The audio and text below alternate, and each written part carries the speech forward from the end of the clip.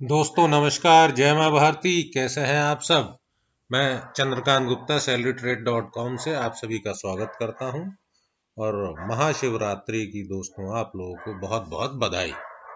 दोस्तों इस बार मैं दो भाइयों की ऐसी जोड़ी लेके आया हूं जो एक सरकारी कंपनियां हैं और दोस्तों ये बहुत बढ़िया धमाल मचाने वाली है। जो लोग सिर्फ उस स्टॉक्स के नाम और टारगेट चाहते हैं तो उनके लिए इस बार मैंने बड़ी सुविधा कर दी है। स्टॉक का नाम है पंजाब नेशनल बैंक। इसका टारगेट और करंट मार्केट प्राइस ऑलरेडी मैंने दे दिया है। और दूसरा है पीएनबी हाउसिंग। इसका भी current market price and target मैंने दे दिया है। तो जिन लोगों को सिर्फ स्टॉक के नाम और स्टॉक के टारगेट से मतलब है तो वो लोग इस वीडियो को एग्जिट करके जा सकते हैं। लेकिन दोस्तों मैं बताऊं, आप इस स्टॉक को पहले तो खरीद नहीं पाओगे सोच के कि ये सरकारी कंपनियां हैं, ये कुछ परफॉर्म करेंगी या नहीं करेंगी पता नहीं।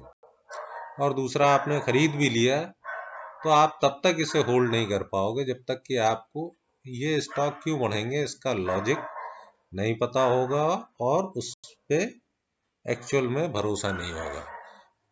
तो दोस्तों इस वीडियो में मैं स्पेशली आप लोग को ये बताने वाला हूँ कि कैसे ऐसे स्टॉक को आइडेंटिफाई किया जाता है जिसमें आपको सही समय पे ये पता चलता है कि बड़े players, big institutions are accumulating this stock and stock is ready to blast।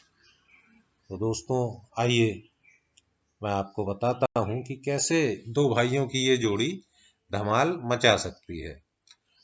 दोस्तों किसी भी को एनालाइज करने का हमारा तरीका यही है कि हम उसकी टोटल बिजनेस एनालिसिस करते हैं, फ्यूचर एनालिसिस करते हैं एंड फाइनेंशियल एनालिसिस करते हैं। तो जहां तक दोस्तों फ्यूचर एनालिसिस की बात है, बैंकिंग एंड हाउसिंग फाइनेंस का सेक्टर है और इसकी जरूरत तो अगले 100-200 साल हमेशा पड़ने वाली है जब तक मानव जीवन है। और अगर इनका कंपनी एनालिसिस हम करें तो ये दोनों वेल नोन कंपनियां हैं, आप लोग जानते हैं। इनकी वेबसाइट पे जाके आप देख सकते हैं, उसमें भी डिस्कस करने की कोई खास आवश्यकता नहीं है। हाँ, इस कंपनी के फाइनेंशियल्स पे हम एक बार डिटेल में डिस्कशंस जरूर कर लेते हैं और फिर हम इसके चार्ट एनालिसिस देख लेंगे कि क्यों ये स्टॉक बहुत अच्छी परफॉर्मेंस यहाँ से दे सकता है। दोस्तों ये salarytrade.com का चैनल है, आप इसे सब्सक्राइब कर सकते हैं और दोस्तों इसे शेयर कर लें अपने मित्रों के साथ जिससे कि उन्हें भी सही सूचना सही समय पर मिलती रहे। व्हाट्सएप ग्रुप है हमारा, जैसा आप लोग पता है, आप इसे ज्वाइन करके अच्छे स्टॉक्स की एंट्री और एग्जिट का टाइमली अपडेट हमारे द्वारा पा सकते हैं। जीरोधा का लिंक इस वीडियो के एंड में दिया हुआ है। अच्छे अच्छे आईपीओ आ रहे हैं डेली, आप इन्हें इस लिंक से अपने नए अकाउंट खोल के अपने अपनी फैमिली के you can have a more probability to have these IPOs. दोस्तों वीडियो में आगे चलते हैं और इस कंपनी के फाइनेंशियल्स, इन दोनों कंपनियों के फाइनेंशियल्स के डिटेल्स एक बार देख लेते हैं। तो ये मैं इसके फाइनेंशियल्स पे आ गया हूँ। सबसे पहले हम पंजाब नेशनल बैंक को देख लें तो ये 44,000 करोड़ की एक लार्ज कैप बैंक है। अगर आप देखें कि जो मेन चीज है इस स्टॉक में जो कि इस स्टॉक को आगे ले जाएगा कि इसकी बुक वैल्यू ही 61 रुपए है और ये खुद अभी 41 रुपए के लेवल पे ट्रेड कर रहा है। तो कुछ नहीं तो कम से कम ये 61 रुपए तो जाएगा ही, which is 50% of this from the current value. तो 50% का तो सीधा स्कोप इसमें दिखता ही दिखता है। दोस्तों हम इसके इन्वेस्टर्स को अगर देखें तो ये बेसिकली एक सरकारी बैंक है, सारे स्टेक सरकार के पास है। और अगर आप देखें तो जो प्रमोटर जो गवर्नमेंट ऑफ इंडिया है, state governments and government, central government, आप इसके डिटेल में देखोगे तो सेंट्रल एंड स्टेट गवर्नमेंट्स मिलके इसको चलाते हैं। इनके पास 85% स्टेक था जो कि इन्होंने घटा के 76% किया है as per new SEBI guidelines कि किसी के पास भी 75% से ऊपर के स्टेक नहीं हो सकते हैं। इस वजह से भी इस स्टॉक में थोड़ी गिरावट आई है क्योंकि प्रमोटर खुद ही अपने स्टेक बेच रहा था। बट नाउ 1-1.5% शायद और बेच चुका होगा, अभी इसमें अपडेट नहीं हुआ है। तो this has already being done. FIIs and DIIs का भी स्टेक है, एंड पब्लिक पे अराउंड 9% का स्टेक है हमारे आपके जैसे रिटेलर्स के पास, which is very nominal, very less than 10% free float stocks हैं इसके। अब अगर हम इसके बैलेंस शीट को देखें तो दोस्तों 45,000 करोड़ का तो इस पे रिजर्व है एज ऑफ नाउ, जो 15,000 करोड़ से बढ़ते बढ़ते 45,000 करोड़ का हुआ है। और इसकी जो बोरोइंग्स हैं, बोरोइंग्स इस सेक्टर में, फाइनेंशियल सेक्टर में बोरोइंग्स का ज़्यादा से ज़्यादा होना अच्छी बात है, क्योंकि ये बोरोइंग्स और कुछ नहीं, जनता के द्वारा की गई एफडियां हैं, वही कंपनी की बैंक की बोरोइंग्स होती हैं। तो ये जितना ज़्यादा है उतना ज़्यादा जनता का विश्वास है। आप देख सकते हैं कि जनता के विश्वास में लगातार वृद्धि हो रही है। 2,27,000 करोड़ से बढ़ते बढ़ते ये 7,28,000 करोड़ की बोरोइंग्स इनके ऊपर एफडीज हैं। दोस्तों ये अच्छी बात होती है। अब हम इसके प्रॉफिट एंड लॉस को अगर देखें तो इसके रेवेन्यूज पिछले लास्ट 10 ईयर्स में 20,000 करोड़ से के आसपास से बढ़ते बढ़ते 54,000 करोड़ तक पहुंच चुके हैं। और अगर हम इसके फाइनेंशियल प्रॉफिट्स को देखें तो दोस्तों ये 15, 16, 17, 18, 19 में लगातार इसमें लॉस रहा है। 2020 में भी इसमें फाइनेंशियल प्रॉफिट लॉस में रहा है। ओवरऑल प्रॉफिट में पहली बार आफ्टर सो मेनी ईयर्स ये बैंक अभी पॉजिटिव में आ गया है। और इसका रीज़न आप सभी लोग भली भांति जानते होंगे कि नीरव मोदी केस, जिसमें उसने बहुत बड़ा फ्रॉड किया और इस कंपनी के काफ़ी सारे पैसे लेके वो चला गया, भाग गया इस देश को छोड़ के, और उसके वजह से बहुत बड़ा एक NPA का बोझ इस बैंक पे आ गया। हालांकि अब चीज़ें बहुत सुधर चुकी हैं। 2017, 18, 19 इन 2-3-4 सालों में ये इस तरीके के कई फ्रॉड्स हुए जिसका इम्पैक्ट इस बैंक पर पड़ा। But now the things have been improved, और प्राइस इस बैंक का अभी इस लेवल पर है और कि वहाँ पर से सिर्फ ग्रोथ ही ग्रोथ हो सकती है। और कंपनी ने इटसेल्फ, बैंक ने इटसेल्फ एक ग्रोथ पैटर्न ले लिया है। आप देख सकते हैं कि इसकी परफॉर्मेंस में कहीं पर भी कोई कमी नहीं है। रेवेन्यूज एंड इसके इंटरेस्ट लगातार बढ़ ही रहे हैं। बीच में जो इस तरीके की घटना हुई नीरव मोदी एंड ऑल, उसकी वजह से ये ऐसी स्थिति बनी है। इसके आगे देखें दोस्तों, अगर हम दूसरी कंपनी की बात करें, that is PNB housing, Punjab national bank की ही हाउसिंग विंग है, ये फाइनेंस की विंग है। लेकिन ये दोस्तों हर तरीके का लोन देते हैं, पर्सनल लोन, हाउसिंग लोन, सारा कुछ। आप ये सोच रहे होंगे कि SBI ने अपना SBI हाउसिंग क्यों नहीं खोला। Punjab national bank already loan का काम तो कर ही रहा था, बट उसने अलग से कंपनी क्यों बनाई। तो दोस्तों किसी भी ऑर्गेनाइजेशन का ये एक फोकस होता है कि कैसे वो अपने फोकस को और ज़्यादा मजबूत करके उस सेक्टर में फर्दर और ग्रोथ लाना चाहता है। तो आप देख सकते हैं ये एक 7-8 हज़ार करोड़ की स्मॉल कैप कंपनी है। प्रमोटर होल्डिंग अगर हम इसकी देखें तो पब्लिक में इसके पब्लिक में 43 प्रमोटर्स 32% है। FII DII भी अच्छी लेवल पर है। और अगर हम पब्लिक में देखें तो अराउंड 40% स्टेक है पब्लिक में। और जो 40% स्टेक है, ये शायद यहाँ पर मिस हो गया, आया नहीं है, उस पब्लिक में से 32% का स्टेक, यहाँ पर ये 32% है, ये मिसप्रिंट हुआ है, इसमें लिख आया नहीं है। ये क्वालिटी इन्वेस्टमेंट होल्डिंग्स के पास है। तो आप देख सकते हैं ऑलमोस्ट 7-8% स्टेक ही है जो पब्लिक के पास है, बाकी सब स्ट्रॉन्ग हैंड्स में है। तो as a investor there is no problem, actually it is good. 7-8% free float stocks है।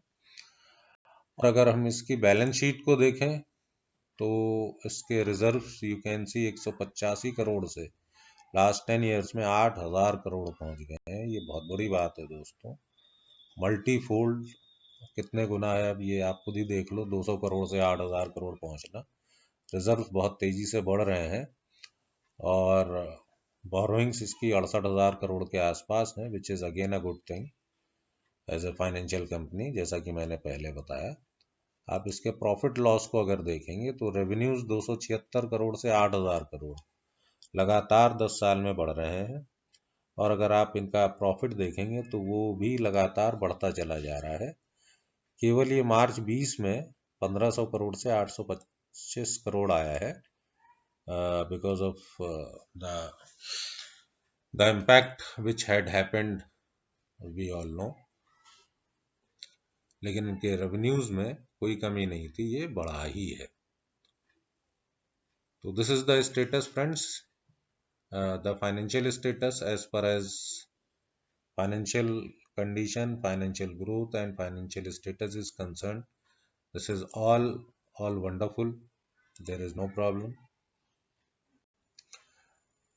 अब दोस्तों इसके चार्ट को देख लेते हैं कि अभी ये किस लेवल पर है और ये कहाँ तक जा सकता है। तो ये फ्रेंड्स पंजाब नेशनल बैंक का चार्ट है और ये स्टॉक अभी एक 41 रुपीज़ के अराउंड ट्रेड कर रहा है। खास बात देखें दोस्तों, जब भी आप स्टॉक्स की एनालिसिस करते हैं तो देखें ये भयंकर वॉल्यूम, ये वीकली चार्ट है दोस्तों, और वीकली चार्ट 3 महीने से 1 वर्ष की अवधि के लिए देखा जाता है। आप देखें तो पिछले कुछ हफ्तों में जो वॉल्यूम इस स्टॉक में आया है, इस बैंक में आया है, वो पहले कभी इतना वॉल्यूम नहीं था। भयंकर वॉल्यूम आया है, जो बड़ा साफ इंडिकेट कर रहा है कि इस लेवल पर आप देखेंगे कि ये इसी लेवल पर बहुत कई हफ्तों से 2-3 महीनों से फ्लक्चुएट कर रहा है, इसी लेवल पे रुका हुआ है।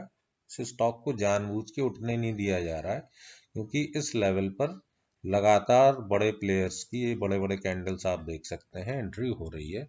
मैं खुद एज ए डिस्क्लेमर मैं इसमें 28 रुपीज़ से इन्वेस्टेड हूँ। और आप ये कहेंगे कि फिर ये पहले क्यों नहीं बताया था। उसका कारण ये है कि आप देखेंगे कि जब मैंने ख़रीदा था तब से ऑलमोस्ट 3 महीने हो चुके हैं, और मैं आप लोगों को ये स्टॉक तब बताना चाहता था जब ये एक लेवल को क्रॉस कर ले, which was around 40, this was the level, और एक बहुत बड़ी ग्रीन कैंडल के साथ इसने इसको क्रॉस किया हुआ है। तो यहाँ से एक बहुत अच्छी अपॉर्चुनिटी यहाँ पे क्रिएट होती है, और सारे बड़े प्लेयर्स, इस तरीके का वॉल्यूम जब कहीं पर आता है तो वो 2-4 महीने की लेनी एक लॉन्ग टर्म स्टोरी बन रही होती है। This is clearly visible. तो फर्स्ट टारगेट अगर हम देखें दोस्तों तो इटसेल्फ इट इज ऑफ 140%, 100 रुपए का टारगेट है, which is before corona status. पहला टारगेट ही इसका 140% पर है। दूसरा टारगेट एज पर चार्ट अगर मैं देखूं तो 183 रुपए का है, विच इज 340%। और अगर मैं इसका फाइनल टारगेट लेके चलूं, that is 225 rupees and that is 440%। अभी दोस्तों जब हम इस लेवल पे 40 रुपीज पे खड़े हैं और हम 225 की बात सोचते हैं तो सोचना मुश्किल लगता है, लेकिन आप देखना दोस्तों चीजें ऐसी ही चलती हैं। स्टेट बैंक ऑफ इंडिया जब ऑल टाइम हाई तोड़ सकता है, which is the largest public sector bank, Punjab national bank second largest public sector bank है, आप लोग जानते होंगे, और अगर वो ऑल टाइम हाई तोड़ सकता है तो ये भी तोड़ सकता है। और चार्ट्स भी इसको प्रॉपर सपोर्ट करते हैं, इसका बिजनेस भी प्रॉपर सपोर्ट करता है, और इसके फाइनेंशियल्स भी उसी तरीके से इम्प्रूव हो रहे हैं जिस तरीके से स्टेट बैंक के। और इस भयंकर वॉल्यूम, भयंकर एक्यूमुलेशन से मुझे पूरा कॉन्फिडेंस मिलता है कि ज़रूर से ज़रूर ये स्टॉक ऑल टाइम हाई पहुंचेगा। और इसमें अगर 1.5 से 2 साल लग भी गए तो भी 2 साल में 4 गुने पैसा कहाँ होता है फ्रेंड्स। तो you can do your own due diligence, आप अपना खुद से एनालिसिस करके देख सकते हैं, लेकिन मेरे को ये टारगेट्स कमिंग टाइम में कंप्लीट होते हुए दिखते हैं। मिनिमम टारगेट 140% है, तो 40 से 100 तो ये काफ़ी जल्दी चला जाएगा, may be 6 to 8 months। So this is about Punjab national bank. Next PNB housing के बारे में देख लेते हैं। ये भी इसका वीकली चार्ट है, और देखिएगा दोस्तों जो मैंने पिछले चार्ट में बताया है, जिस तरीके के खतरनाक वॉल्यूम्स इस स्टॉक में है, ये क्लियर कट जो है एक्यूमुलेशन दिखाते हैं। आप ये जो कोरोना का डाउनफॉल आया था यहाँ पर, इससे पहले भी आप देखो तो ये स्टॉक एक डबल बॉटम बना के और यहाँ से अपवर्ड जर्नी शुरू कर चुका था, बट कोरोना फॉल में थोड़ा नीचे गिर गया। उससे पहले भी यहाँ पर काफ़ी अच्छी एक्यूमुलेशन हुई है। The volume bars are really really impressive, लेकिन इसके बाद तो और इम्प्रेसिव हो गए।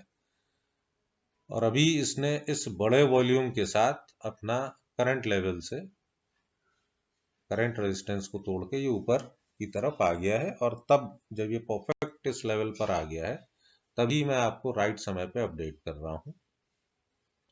इसका अगर आप पहला टारगेट देखें, अभी ये 422-23 रुपए के अराउंड है। First target is 574 rupees which is 38%। Second target is 980 रुपए which is 131%। And third target is 230%, 1414 रुपए। तो दोस्तों, अगर 1.5 से 2 साल इसमें लग गए और ये 2 साल 2.5 साल में भी अगर ये डबल की ग्रोथ दे देता है, मोर देन डबल की ग्रोथ दे देता है, तो इतना पैसा कहीं नहीं मिलता। सही समय पे स्टॉक को पहचानना, बड़े प्लेयर्स के एक्यूमुलेशंस को आइडेंटिफाई करना और फिर उसको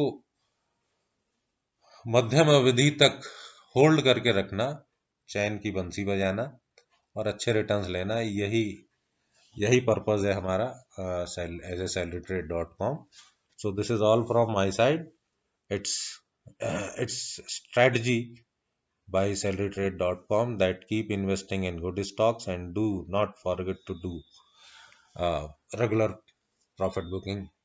फ्रेंड्स, ऐसे वीडियो बनाने में और इस तरीके का कॉन्फिडेंस नॉर्मल स्टॉक्स में जनरेट करने में कि ये ज़रूर से ज़रूर ग्रो होंगे, बहुत एनालिसिस और बहुत स्टडी की आवश्यकता पड़ती है।